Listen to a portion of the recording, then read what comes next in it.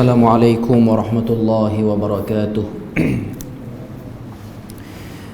Innal hamdalillah nahmaduhu wa nasta'inuhu wa nastahdihi wa nastaghfiruh wa na'udzu billahi min shururi anfusina wa min sayyiati a'malina.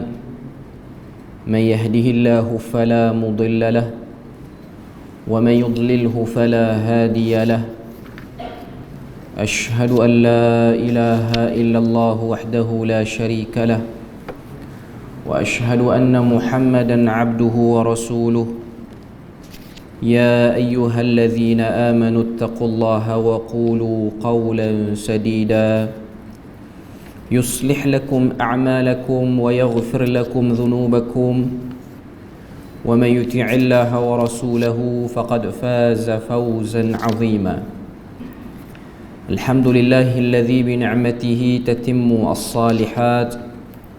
ربنا آتنا من لدنك رحمة وهيئ لنا من أمرنا رشدا. اللهم آت نفسي تقواها وزكيها وأنت خير من زكاها أنت وليها ومولاها. الحمد لله, syukur pada Allah Azza wa Jalla kerana dengan rahmat dan juga limpah kurnia yang Allah Ta'ala berikan, dapat kita bersama pada malam ini menyambung perbahasan daripada mukhtasar mazhab, akidah dan firqah umat Islam. Kita masih lagi dalam kelompok Syiah dan ianya perbahasan yang besar. Sebelum ni kita bahas tentang bagaimana bermulanya fahaman Syiah itu sehingga keluarnya Ja'fariyah, Imamiyah dan juga Ithna Asyariyah. Malam ni insya-Allah kita akan bahas kumpulan seterusnya, iaitu Al-Ismailiyah Al-Waqifah. Kemudian kita akan bahas Ghulat Syiah. Ghulat Syiah ni maksudnya ialah golongan ataupun kelompok yang melampau dalam Syiah, yang mana telah dikafirkan oleh sebahagian Syiah yang lain. Maknanya dalam Syiah ini ada isu kafir mengkafirkan di antara satu kelompok dengan kelompok yang lain. Jadi malam ni kita mulakan dengan Al-Ismailiyah Al-Waqifah. Al-Ismailiyah Al-Waqifah ni apa dia? Iaitu golongan yang dianggap sebahagian daripada Syiah yang melampaui batas dan terkeluar daripada agama Islam. Maknanya nilai-nilai keislaman ataupun rukun Islam dan rukun iman sudah lagi tidak ada dalam kumpulan ini. Tapi dengan sebab mereka mendakwa mereka masih lagi seorang Muslim, sebahagian para ulama meletakkan mereka sebagai kumpulan yang menisbahkan diri sebagai Muslim, tetapi tidaklah mereka itu seorang ataupun orang Muslim lagi.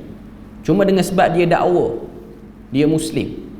Dia macam isu yang berlaku di kawasan kita ni, bukan kawasan negara kita dah, maknanya kawasan Nusantara kita ni. Kalau kita tengok di tempat nama dia Champa di Kemboja ni, dia ada Islam Bani Cham, yang mana Islam itu ialah campuran di antara Brahmanis ataupun Hindu dengan Islam. Tapi mereka menisbahkan diri mereka sebagai Islam. Mereka kata mereka Islam, tapi sebenarnya mereka tidak lagi Islam. Mereka berpendapat, ini Ismailiyah Al-Waqifah, mereka berpendapat bahawa yang menjadi imam pada mereka ini ialah Ismail bin Ja'far As-Sadiq, anak kepada Imam Ja'far As-Sadiq. Tetapi kalau kita tengok kumpulan kelompok Syiah Ithna Asyariyah, mereka tidak mengiktiraf Ismailiyah ini sebagai kelompok Syiah. Bahkan mereka tidak mengiktiraf Ismail bin Ja'far As-Sadiq itu ialah seorang imam ataupun ketua yang boleh dijadikan sebagai ikutan. Sebab selepas daripada meninggalnya ayahnya, iaitu Ja'far As-Sadiq rahimahullahu ta'ala, Ismail ni anak kepada Ja'far As-Sadiq ni, dia bukanlah satu orang yang elok perangai dia. Dalam riwayat sebut Ismail ni seorang yang suka melakukan kerja-kerja maksiat, yang termasuk dalam perbuatan yang dia buat itu ialah dosa-dosa besar, antaranya minum arak dan sebagainya.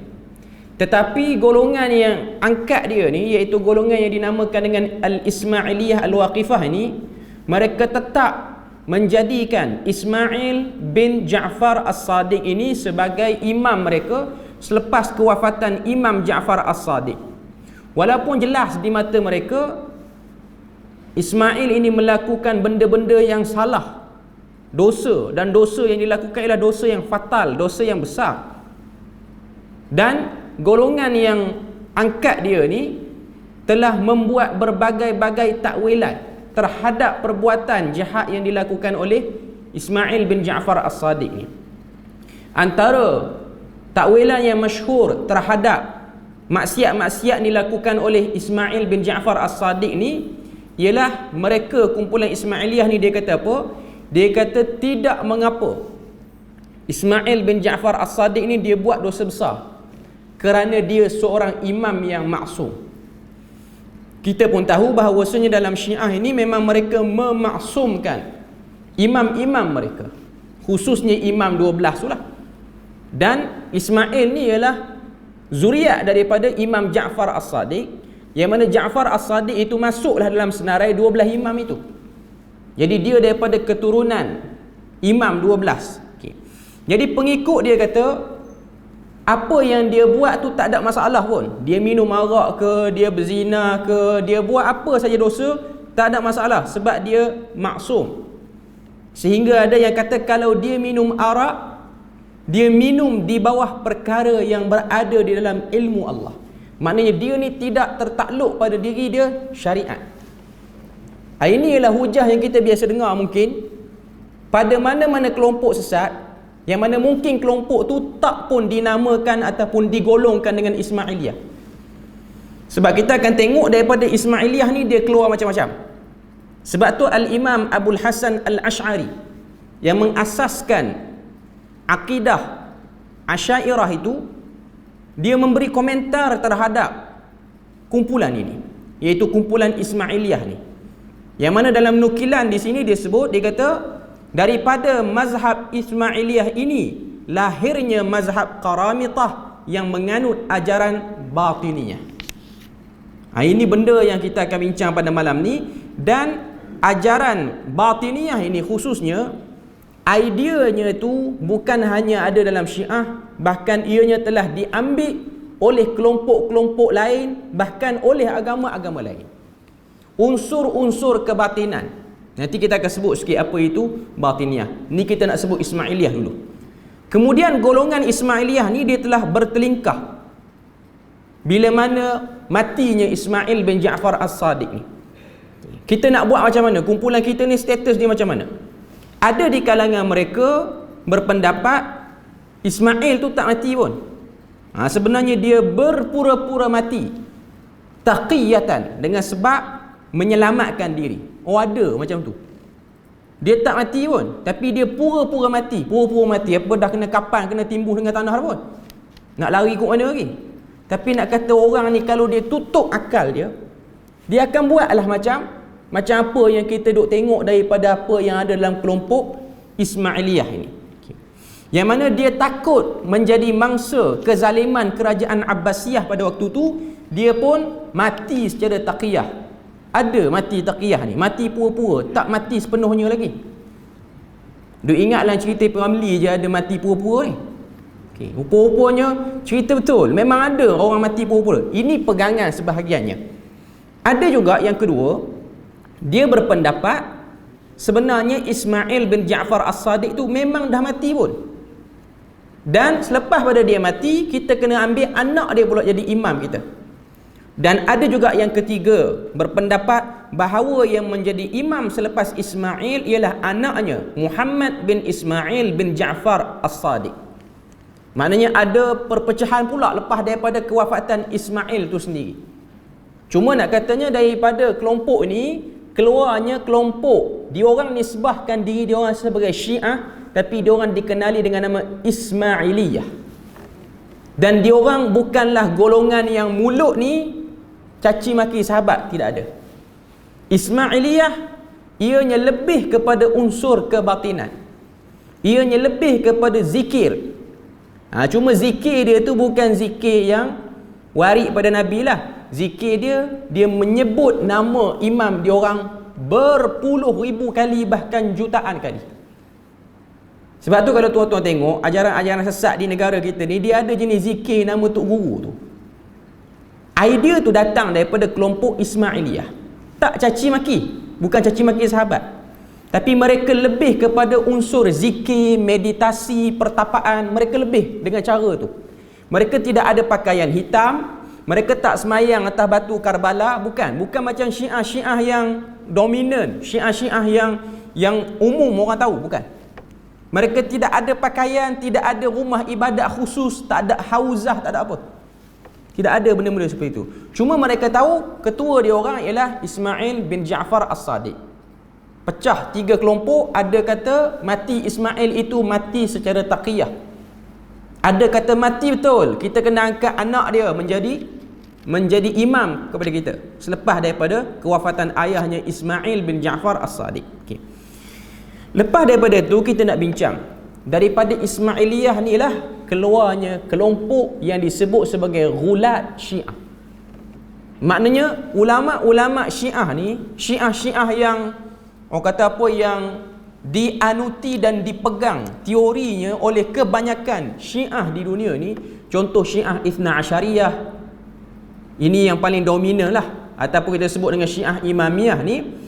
Ulama-ulama diorang yang dikenali dengan nama Ayatullah sekian-sekian nama ni, mereka sendiri ada perbahasan di kalangan mereka, dan mereka sendiri memerhati kelompok yang menisbahkan diri pada Syiah ni, adakah mereka betul Syiah. Macam kita lah sekarang, bila mana kita duduk dalam kalangan komuniti Muslim ni, kita akan bawa nama Ahlus Sunnah wal Jamaah. Yang nak pegang nama Ahlus Sunnah wal Jamaah ni banyak kelompok. Tak kira lah kelompok tu memang betul Ahlus Sunnah wal Jamaah, ataupun kelompok tu hanya tunggang nama Ahlus Sunnah wal Jamaah sahaja. Cuma nak katanya orang kata apa, pertaruhan ataupun pertarungan ideologi ni berlaku hatta dalam Syiah pun. Syiah tu sendiri tak betul lah, cuma dalam Syiah tu dia ada yang lagi tak betul, dan yang tak betul sikit ni dia buang yang dahsyatnya tak betul dia orang tu. Maknanya dia orang yang tebal kesesatannya, tebal penyelewengannya. Okay. Sini dia sebut Ghulat Syiah itu ialah terdiri daripada kalangan mazhab Syiah yang telah dihukum keluar daripada Islam. Maknanya sama-sama Syiah, mereka telah keluarkan mereka ni sebagai Muslim, walaupun mereka mengaku sebagai penganut Islam, kerana fahaman yang menjadi pegangan mereka itu telah membatalkan akidah, iaitu perkara-perkara usul yang ada dalam Syiah tu sendiri. Antara mazhab ataupun kelompok-kelompok, kita guna mazhab ni bukan nak kata dia tu macam mazhab fake yang kita belajar fiqh, tapi kita nak sebut supaya kita nampak pecahan dia saja. Secara umumnya tak boleh panggil mazhab, sebab mazhab ni ialah satu aliran pemikiran yang orang kata apa, yang ada sistem ataupun yang betul lah. Okay. Sini yang pertama sekali keluar daripada Ismailiyah ni, dia duduk bawah tu, bawah Ghulat Syiah ni, ialah As-Sabaiyah. Ni kelompok pertama, Ghulat, kelompok yang melampau. Mereka ialah penganut ajaran yang dibawa oleh seorang yang bernama Abdullah bin Saba. Yang ni hidup sezaman dengan Nabi. Yang mana Abdullah bin Saba ini berasal daripada Yahudi, kemudiannya mengaku Islam. Ada dua pandangan, ada kata dia betul masuk Islam, ada kata dia munafik masuk Islam. Dia pernah berkata kepada Ali radhiyallahu anhu ketika mana berlakunya bai'ah untuk mengangkat Ali sebagai Amirul Mukminin selepas daripada kewafatan Uthman bin Affan. Dia kata pada Ali, anta ilah, kamu adalah Tuhan, kamu adalah kamu dan kamu adalah Tuhan. Inilah orang yang mula-mula orang kata apa, mencetuskan idea kelompok Syiah itu, yakni kamulah Tuhan. Lalu dia pun dihalau ke kawasan Madain. Maknanya Ali halau dia sampai kawasan Madain. Madain ni di mana? Madain ni di Madinah hari ni ataupun di Arab Saudi lah, yang kita sebut juga dengan nama Al-Hijr. Nama lainnya ialah Madain Saleh, tempat kaum Samud dikatakan situ, kaum Nabi Saleh. Okay. Dia telah menyebarkan ajarannya selepas wafatnya Ali radhiyallahu anhu. Di antara ajarannya ialah bahawa Nabi Yusha' bin Nun adalah orang yang diwasiatkan oleh Musa alaihi salam. Yusha' bin Nun ni ialah pembantu Nabi Musa, seorang Nabi. Para ulama sebut dia seorang Nabi, dan dia punya peranan tu ada disebut secara umum dalam surah Kahfi, tapi tak sebut nama, cuma sebut wa idh qala li fatahu la abrahu, kata Nabi Musa.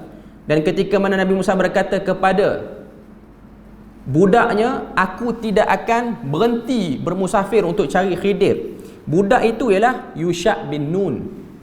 Jadi kata Abdullah bin Sabah ni, dia kata sebagaimana Musa telah mewasiatkan Yusha' bin Nun, maka begitu jugalah Ali itulah yang menerima wasiat daripada Rasulullah sallallahu alaihi wasallam untuk memegang urusan umat ini. Lalu tumbuh daripadanya mazhab-mazhab melampau yang lain. Seterusnya, dia telah mendakwa bahawa Ali sebenarnya tidak mati. Selepas pada wafat Ali bin Abi Talib ni, dia kata sebenarnya dia tak mati. Dia akan datang bersama awan. Kepulan awan tu ialah Ali bin Abi Talib. Guruh ialah suaranya, kilat ialah senyumannya. Ini takwilan. Sebab tu saya kata ianya ialah batiniyah. Batiniyah ni maksud dia apa? Takwil zahir. Lawan kepada batin ni zahir. Zahir nampak awan lah. Dia kata tak, tu bukan awan. Tu ialah Ali bin Abi Talib. Okay. Macam-macam kelompok Syiah, dia orang mentakwilkan kedatangan Ali bin Abi Talib. Ada yang kata Ali ni dia boleh menjelma dalam bentuk awan. Ada yang kata Ali boleh menjelma dalam bentuk singa. Bahkan perayaan orang kata apa, wujudkan satu orang pakai kostum singa ni dibuat pada hari Ashura di Karbala di Iraq. Sebab ada riwayat yang golongan Syiah ni pegang, waktu Husain bin Ali dibunuh dengan kejam di Karbala ni, waktu tu Ali bin Abi Talib dah wafat dah.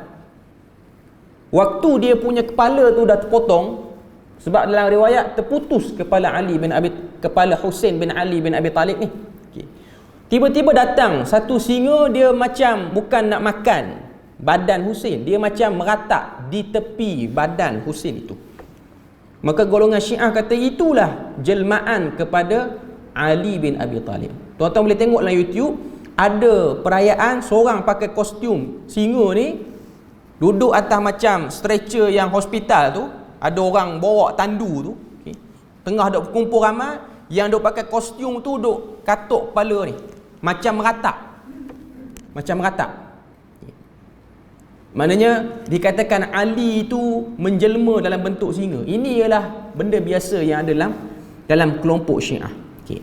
Kemudian dia kata sini, apabila bumi dipenuhi dengan kezaliman, Ali akan turun meminumnya dengan keadilan.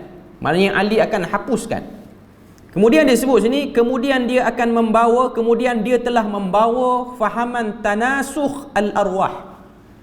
Ini yang dibawa oleh Abdullah bin Sabah. Tanasukh al-arwah, nama lainnya ialah reinkarnasi. Maksudnya ialah setelah nyawa tu tercabut ataupun roh tu tercabut pada jasad, orang yang telah mati, roh itu boleh berpindah pula ke jasad lain. Roh kita ni bila mana tercabut, mati dah, jasad tu dah ditanam, roh tu akan masuk dalam mana-mana badan yang dia orang nak, yang roh tu nak. Fahaman ini kalau kita tengok, ianya berasal daripada agama Majusi. Kemudian dia pergi kepada Hindu. Kemudian dia berlega dengan kumpulan Batiniyah. Dan dia orang percaya orang-orang jahat yang hidup di mana-mana zaman itu ialah roh orang-orang jahat pada zaman dulu. Orang-orang baik pada zaman sekarang itu ialah roh orang-orang baik pada zaman dulu. Jadi tubuh orang zaman sekarang ni roh orang lama. Macam tu. Dan boleh jadi juga roh orang baik atau orang jahat tu dia tak duduk dalam badan manusia, dia duduk dalam badan binatang pun boleh jadi. Benda ni adalah Hindu. Sebab tu tuan-tuan tengok di India ni dia macam-macam kuil ada. Dia ada kuil monyet. Maknanya bila mana Sami dia tengok monyet ni perangai elok sikit pada monyet lain, tak curi buah mempelam orang apa semua, sebab sana ada juga mempelam dia. Okay. Tak curi, dia tunggu orang bagi. Sami dia buka buku takwilan dia, ni jelmaan pada dewa sekian-sekian, dewa Hanuman duduk dalam tu. Tempat monyet duduk situ dibangunkan kuil. Panggil nama kuil monyet. Dia akan sembah lah. Monyet akan datang, bawa kawan-kawan dia apa semua, makan free sebab dia orang akan dijamu. Okay. Ataupun tikus, boleh jadi. Ataupun dalam tubuh kanak-kanak tertentu yang ada keajaiban. Sebab kalau tengok di India ni, dia ada kelahiran-kelahiran yang pelik. Ada setengah-setengah kelahiran di India ni lahir budak tangan dia 4 ataupun 8, persis sama dengan patung dewa yang diorang duk buat. Wallahu alam, kenapa jadi macam tu kita pun tak tahu. Cuma diorang dengan agama Hindu diorang percaya ini adalah jelmaan dewa. Cuma saya tak ingatlah yang tangan 8, 6 tu apa namanya. Okay. Cuma nak katanya benda tu dianggap sebagai salah satu daripada bentuk reinkarnasi, pemulangan balik roh lama ke dalam tubuh baru. Selagi tak hancur dunia ni, tak kiamat lagi, maka macam itulah. Sebab dia tidak ada konsep alam barzakh. Islam dia ada konsep alam barzakh. Roh tak akan pergi mana-mana dah. Roh cuma akan duduk di alam barzakh, kecuali roh orang yang mati syahid. Sebab ada hadis khusus, Nabi kata roh orang yang mati syahid dia boleh berterbangan dalam syurga, bahkan dia boleh bertukar menjadi burung berwarna hijau. Tu ada hadis. Hadis tu menarik sebab apa? Hadis tu diriwayatkan oleh Imam Malik. Daripada hadis tu diriwayatkan oleh Imam Ahmad, Imam Ahmad ambil pada Imam Syafi'i, Imam Syafi'i ambil pada Imam Malik. Hadis tu dia punya sanad dia.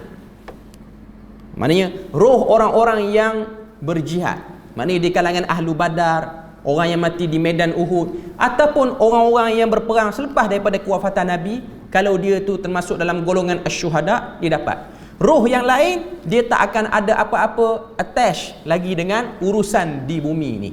Cuma ada sebahagian para ulama mengatakan mereka masih lagi boleh melihat, tapi mereka tidak ada apa-apa urusan dengan penduduk bumi. Sebab dalilnya, antara yang sebut ni ialah Ibnul Qayyim, dalilnya bila mana kita pergi kawasan perkuburan, apa ucapan yang Nabi ajar pada kita? Assalamualaikum ahlad diyaral mu'minin. Salam sejahtera kepada kamu penduduk negeri orang-orang beriman, iaitu akhirat. Bentuk salam itu ialah bentuk salam pada orang hidup, bukan orang mati. Assalamualaikum ni ialah kita beri, sebab kita jumpa kawan pun kita sebut Assalamualaikum. Kawan kita yang tak mati lagi lah, kita pergi kawasan perkuburan pun kita sebut macam tu. Maknanya tidaklah disyariatkan untuk kita sampaikan salam, melainkan salam itu pasti didengar oleh pihak yang diberi itu. Itu yang disebut oleh Ibnul Qayyim. Maknanya kalau kita pergi kawasan perkuburan, dalam erti kata lain, penghuni kubur yang duduk dalam alam barzakh tu dia boleh dengar lah. Sebab banyak hadis dalam bab ni. Antaranya hadis qar'i ni'al, bunyi derapan tapak kaki selepas berundurnya orang daripada kubur, selesai pengkebumian tu, si mati tu dia dengar bunyi tapak kaki tu, maka bermulalah soal jawab antara mungkar dan nakir dalam kubur tu. Okay. Maknanya nak sebut oleh kita, dia boleh dengar. Tapi untuk dia balik rumah, dia tengok siapa yang kahwin dengan isteri dia, yang tu dia tak ada urusan lah. Dia nak tengok, oh dia ni beli kereta aku, Jahannam kereta aku. Okay. Dia tak ada urusan. Ataupun dia balik nak tengok anak-anak dia buat jamuan laksa ke malam Jumaat, pulut kuning, pun tak ada urusan. Cuma boleh tak dia mendengar berita-berita orang dunia? Benda tu boleh. Banyak lagi lah hadis-hadis. Orang Islam dia ada konsep alam barzakh.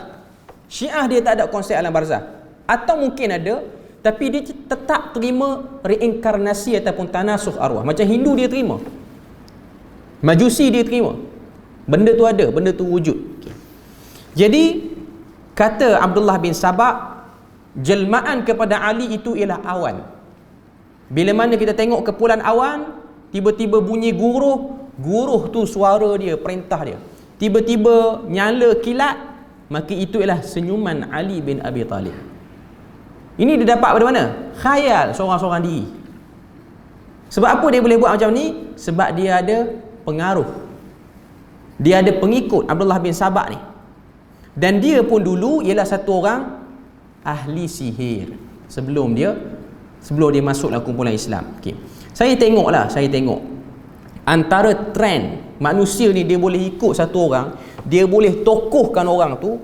Kebiasaannya orang tu ada kelebihan-kelebihan yang tak ada pada orang kebanyakan. Ni tak kira lah tokoh agama ke, tokoh politik ke apa pun semua, kebanyakannya dia ada kelebihan. Cuma antara kelebihan yang kebanyakan tokoh ni ada ialah kepetahan bercakap. Muka tak handsome tak apa, tapi petah bercakap. Boleh naik lah orang tu, boleh pergi jauh. Apatah lagi dia boleh buat benda-benda yang luar daripada kebiasaan orang. Macam Abdullah bin Sabah ni, dia boleh buat pertunjukan sihir dia sehingga orang rasa dia betul. Sama macam Musailimah Al-Kadzab. Dia ada kelebihan dia. Orang nampak kelebihan, tapi ianya bukan kelebihan lah. Dan benda tu berterusan sampai zaman sekarang. Sebab tu kalau tuan-tuan tengok, orang-orang yang menjadi ikutan orang ni, ataupun kita sebut bahasa sekarang dia panggil influencer ni, yang ada follower yang ramai. Sebab zaman sekarang dia punya ukuran ialah di media sosial. Orang tak kira pada ilmu orang tu lah. Sebab zaman sekarang ni orang tengok live ni berapa view dia, lagi tak pecah mata merah dekat FB tu, tak kemah lagi orang tu.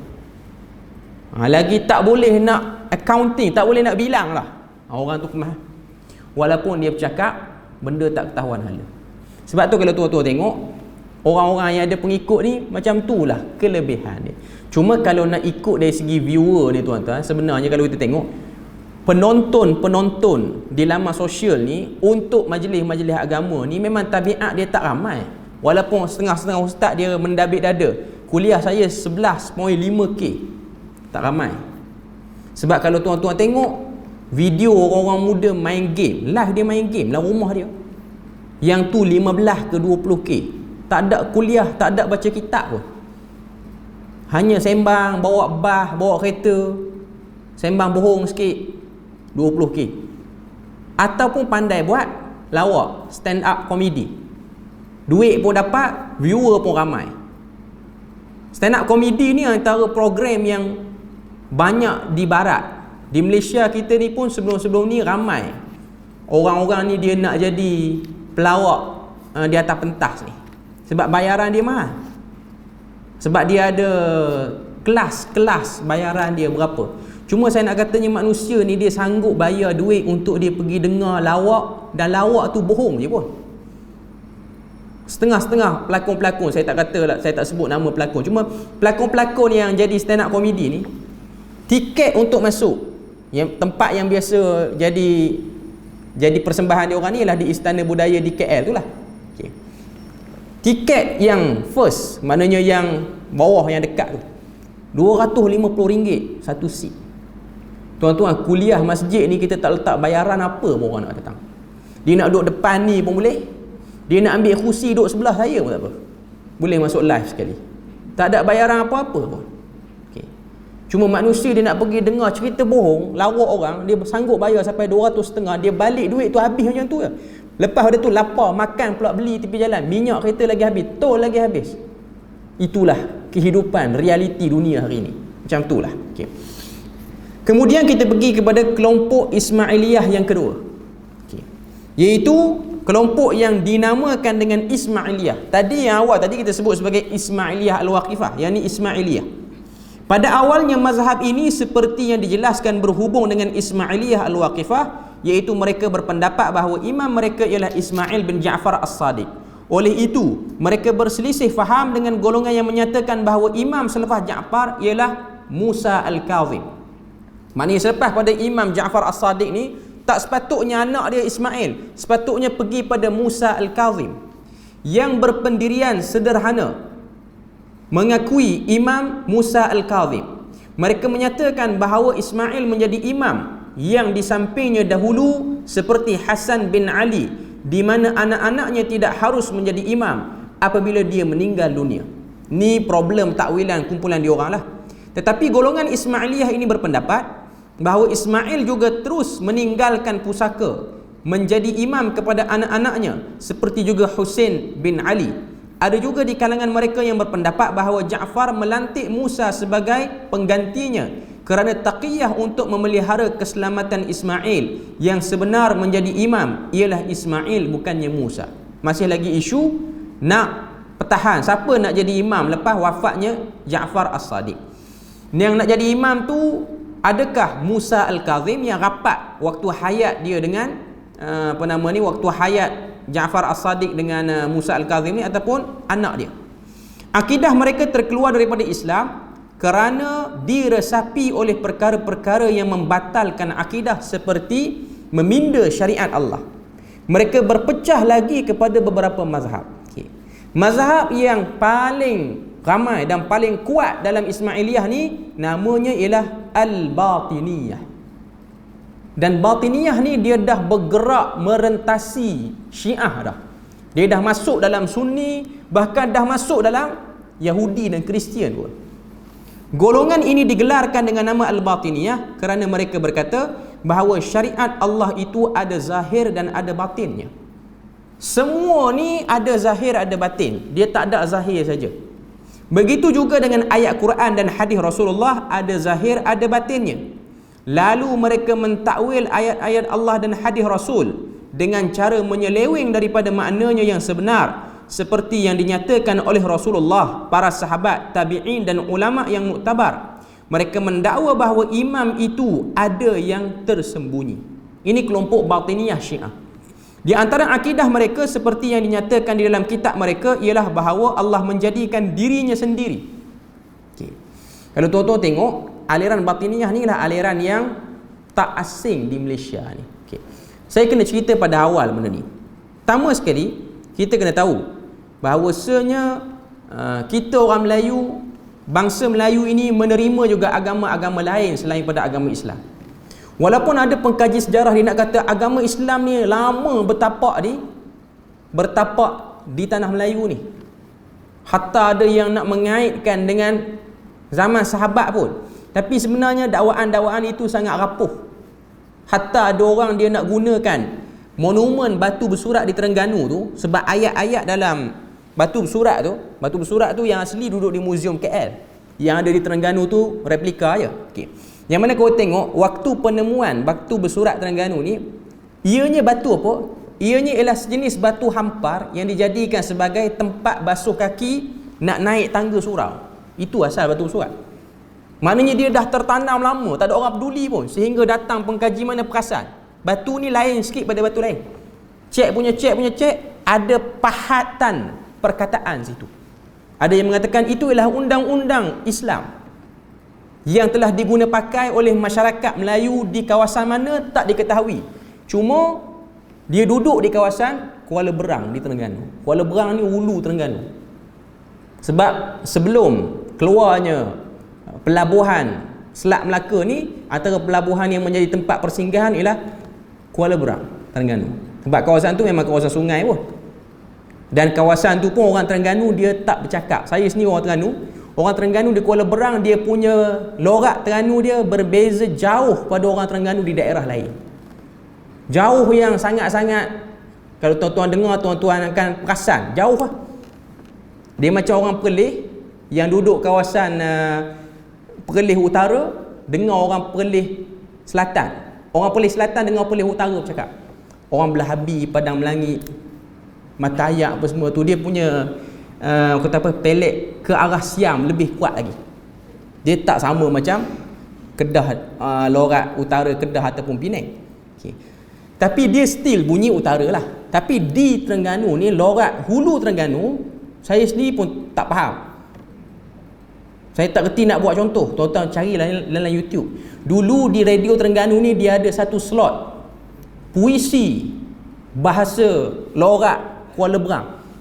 Tuan-tuan dengar entah apa mantra Siam apa tak tahu. Okay. Tapi dia lorak yang deklamasi tu, dan sekarang ni dia punya orang kata apa, pemeliharaan lorak tu tak begitu ketara sangat, sebab anak-anak muda dia dah tak bercakap dengan bahasa tu. Orang-orang yang tua sangat dia bercakap. Orang-orang yang dekat dengan Pengkalan Gawi, dekat dengan Tasik Kenyir, orang-orang yang kawasan-kawasan Tasik tu lah, kawasan Jenagor apa semua, masih lagi bercakap dengan bahasa tu. Cuma nak katanya di situ ada satu kubur Syarif apa saya tak ingat, tapi dia ni dikatakan keturunan Nabi yang datang duduk di Terengganu tu, dan dia tu dikatakan antara pendakwah yang awal datang. Dia ada kubur khusus lah, orang kata apa, dibuat sebagai tempat yang elok lah situ. Okay. Jadi daripada itulah dikatakan kerajaan Islam tertegak di daerah itu. Sebab kalau kita tengok batu bersurat tu, dia punya bahasa ialah bahasa Sanskrit tu, bukan Sanskrit yang orang-orang Sami Hindu yang duk belajar sekarang ni. Sanskrit yang lagi lama daripada Sanskrit yang orang duk belajar sekarang ni. Okay.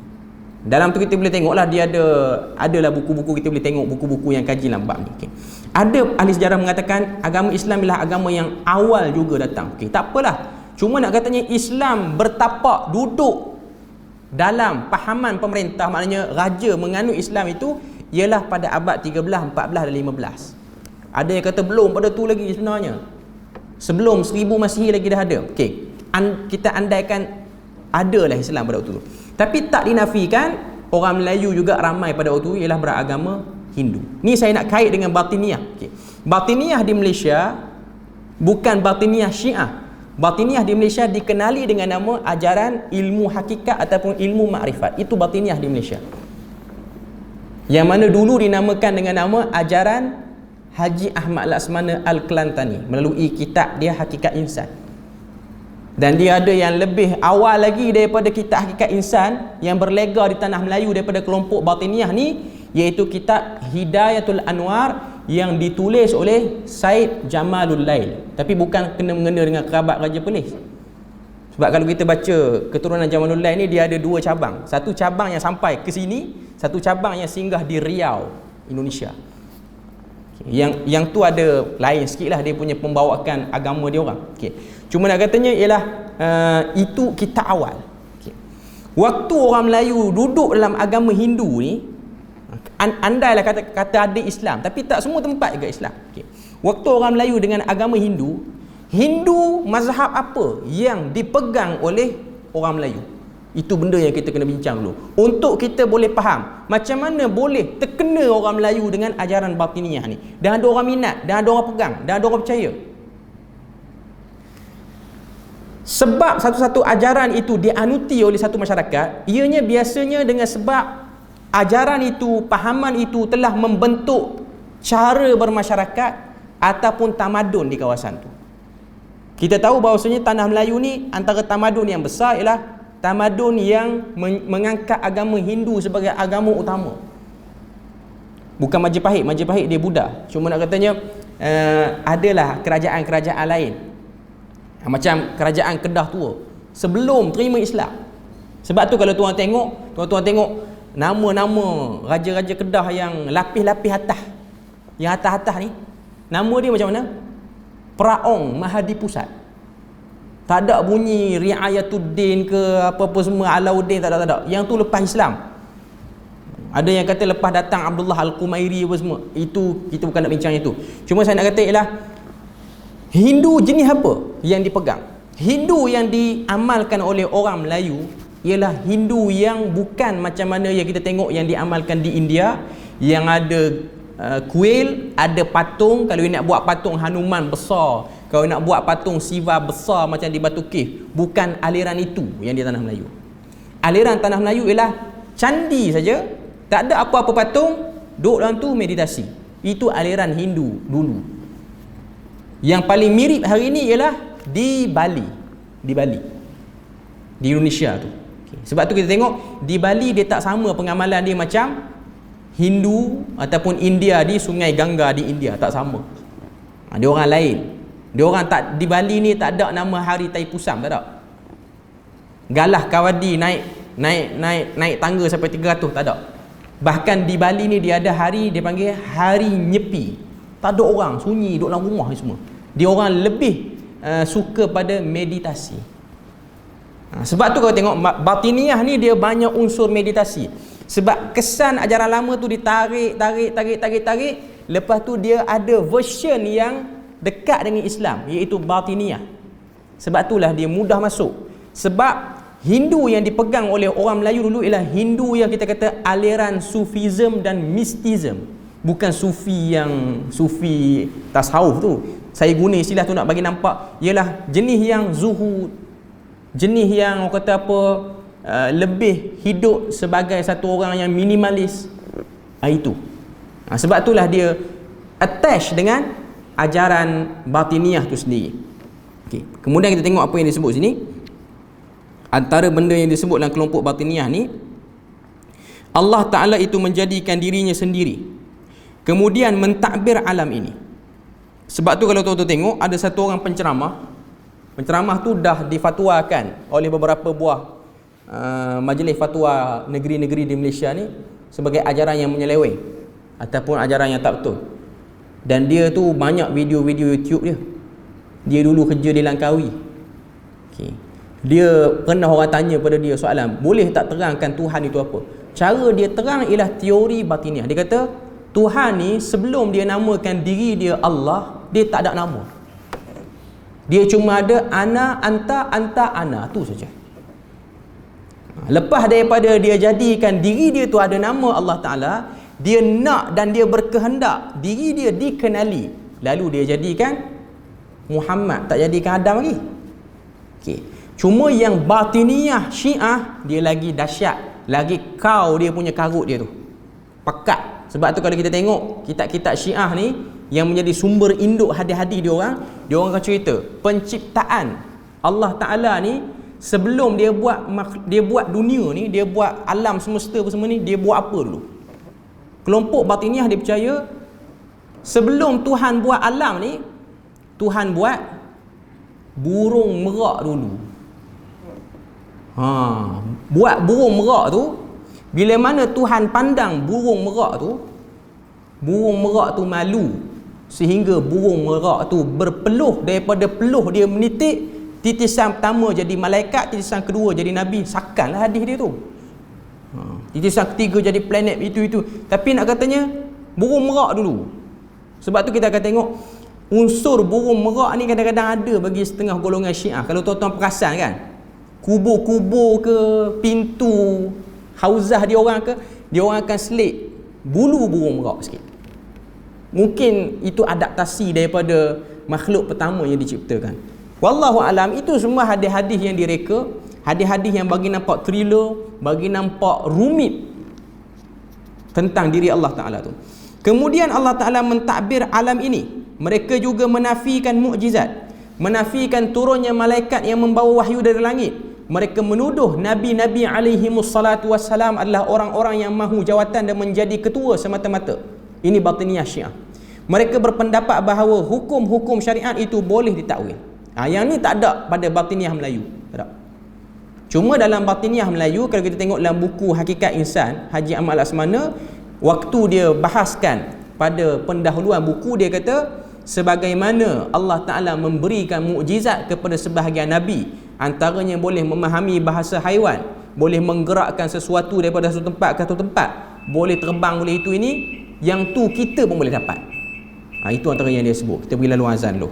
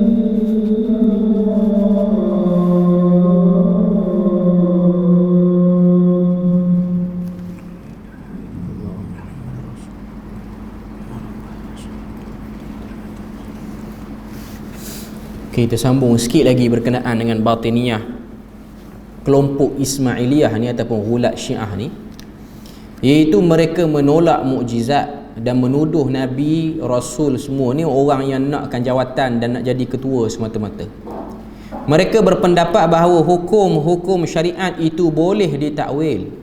Sembahyang ditakwil dengan taat kepada imam. Haji itu ialah menziarahi kubur imam. Puasa itu ialah menahan rahasia. Menahan rahasia ni apa benda? Taqiyah. Di hadapan kelompok yang bukan Syiah lah.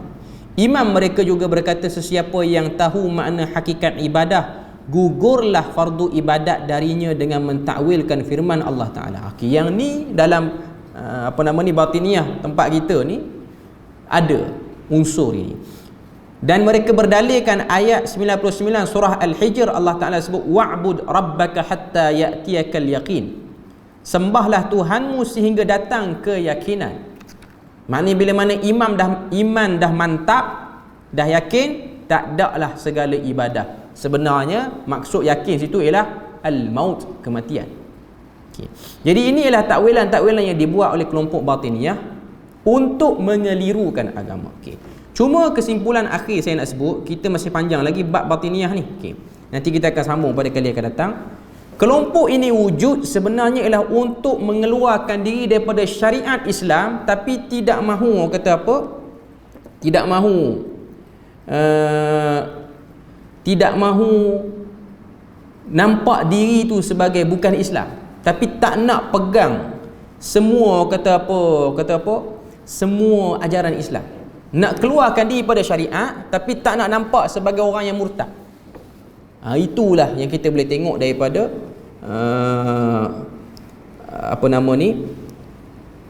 daripada kelompok Syiah batiniyah ni. Okay. Jadi rasanya kita berpada situ je, dan insya-Allah kita akan sambung pada perbahasan yang akan datang, dan kita akan sambung lagi pada perbahasan batiniyah ni lah. Okay. Jadi setakat tu saja. Moga Allah Ta'ala beri rahmat dan berkat. Subhanakallahumma wa bihamdik, asyhadu an la ilaha illa anta wa astaghfiruka wa atubu ilaik. Wassalamualaikum warahmatullahi wabarakatuh.